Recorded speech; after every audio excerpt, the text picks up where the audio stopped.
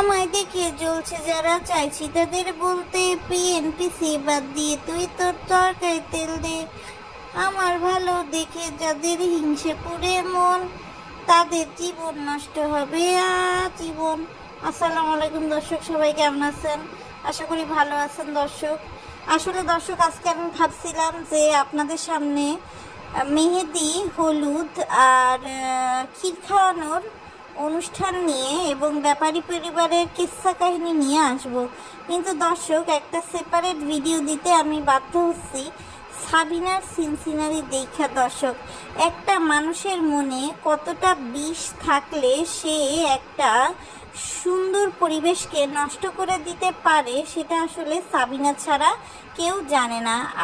আমরা দেখেছি দর্শক যে সাবিনার কেন আসেনি সেটা একবার এক্সপ্লেনেশন গতকালকে তিশা দিয়েছিল, যেখানে তিশা বলেছিল যে সাবিনা ঢাকায় যাবে এবং সেই জন্য সে আসতে পারেনি, অথচ সাবিনা পালায় গেছে হচ্ছে তার শ্বশুর বাড়িতে।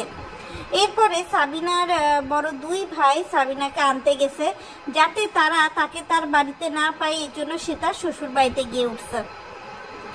একটা মানুষ কতটা হিংসুটে হলো দর্শক, একটা জিনিস আগে অ্যানালাইসিস করে বোঝেন, এরপর আমি আপনাদেরকে আসল কারণ বলবো যে সাবিনা কেন এত রেগে আছে।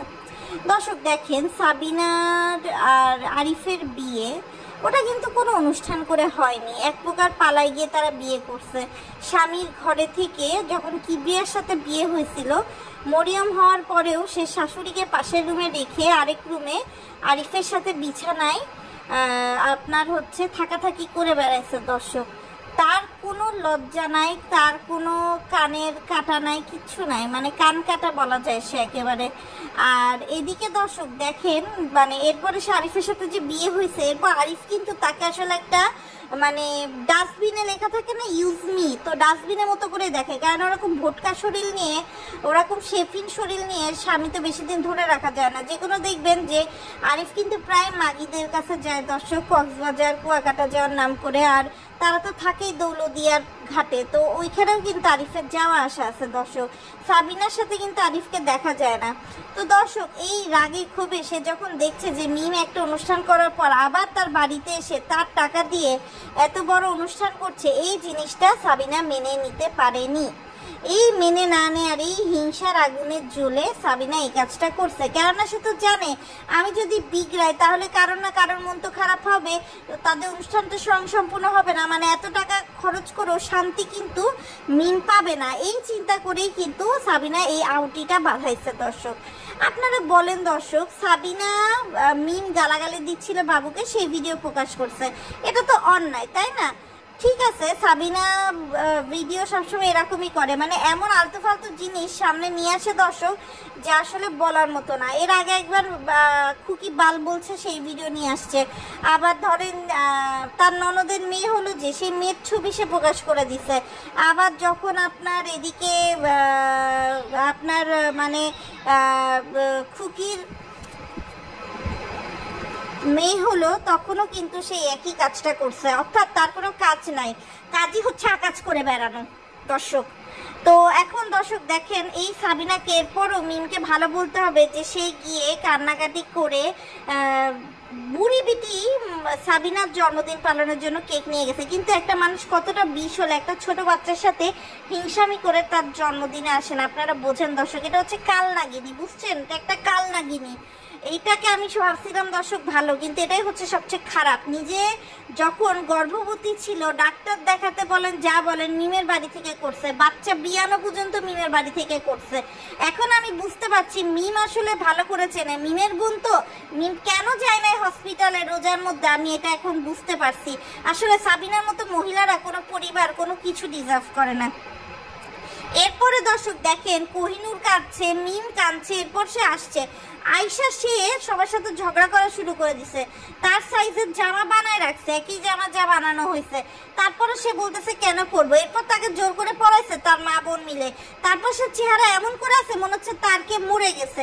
আর আরিফের এত নাটক এত ঢং আসে কি করে? আরিফের আগে পরিচয় কার সাথে ছিল? আরিফের আগে পরিচয় ছিল মিমের সাথে, আরিফের আগে পরিচয় ছিল বাবুর সাথে। এত নাকি যদি হয় তাহলে নিজের বউকে নিয়ে হোটেলে গিয়ে থাকিস নি কেন ঢাকাতে? তখন কেন মিমের বাড়ি উঠছিলিস বল? বল।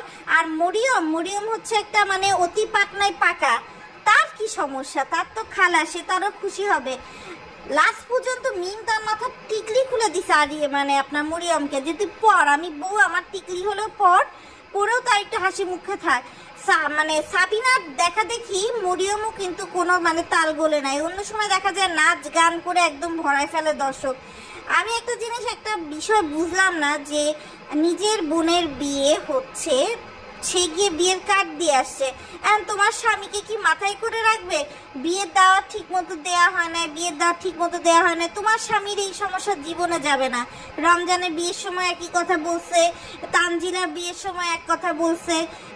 মানে আমার কথা হচ্ছে, যদি বিয়ের দাওয়াত মনে হয় যে না ঠিক মতো দেওয়া হয় না, বিয়ের দাওয়াত ঠিক মতো দেওয়া হয় না, যাবে না, তাহলে যাইস না। তোর স্বামী এত নাক সহ্য করবে কে?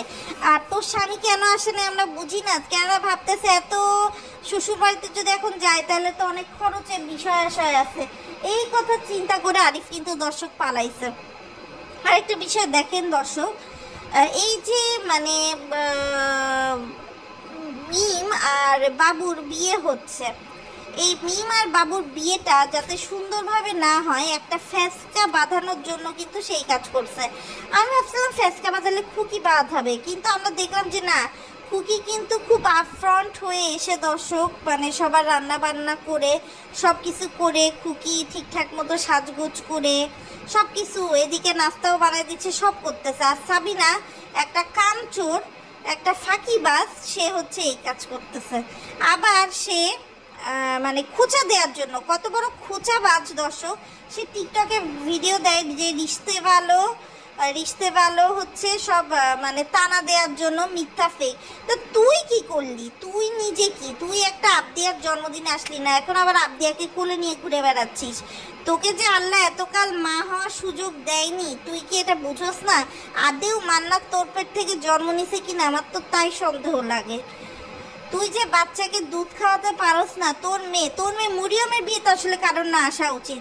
তোর মেয়ের যে কান ফুটানোর একটা অনুষ্ঠান করছিলিস, 14 গোষ্ঠীতে ডাকছিলিস, তুই সেখানে টাকা কামাইছস। আর এইখানে তুই যে মানে মিম বাবুকে হলুদ দিয়ে একটু টাকা দিবি, সেটার মধ্যেও নাই। তাহলে তুই যদি নাই পার্টিসিপেট করবি তাহলে তুই আসছিস কেন? একে তোর আসার দরকার ছিল না, দুয়ে যদি আসলি তাহলে তুই পার্টিসিপেট করবি। এভাবে তো সবার মুড মাইন্ড নষ্ট করার কিছু নাই, তাই না? তো যাই হোক দর্শক, শোনেন, যারা এরকম ফেসগি বাঁধানোর হয় তারা ফেসগিই বাঁধায়, ঢেকি স্বর্গে গেলেও ধান ভানে। আর এই মানে সাবিনার মতো নষ্টা মহিলা মেয়ে মানুষরা এরকমভাবেই ঘর সংসার ভাঙে। আরিফ বলে কোনো একটা ব্ল্যাকমেলের কারণে হয়তো বা তাকে এখনো ধরে রাখছে না, তো এইসব মেয়েদেরকে দর্শক দৌলদিয়াতেও রাখে না দর্শক। কেননা পতিতালয়ও কিন্তু এত নাকালা মাগি কোনো কাস্টমার, কোনো খদ্দের কিন্তু দর্শক পছন্দ করবে না। তো দর্শক, আজকের ভিডিওটা এই পর্যন্তই। মিমের মেহেদি আর হলুদ নিয়ে আপডেট নিয়ে খুব শীঘ্রই আরেকটা ভিডিও নিয়ে আপনাদের সাথে শেয়ার করে দেবো। আল্লাহ হাফেজ।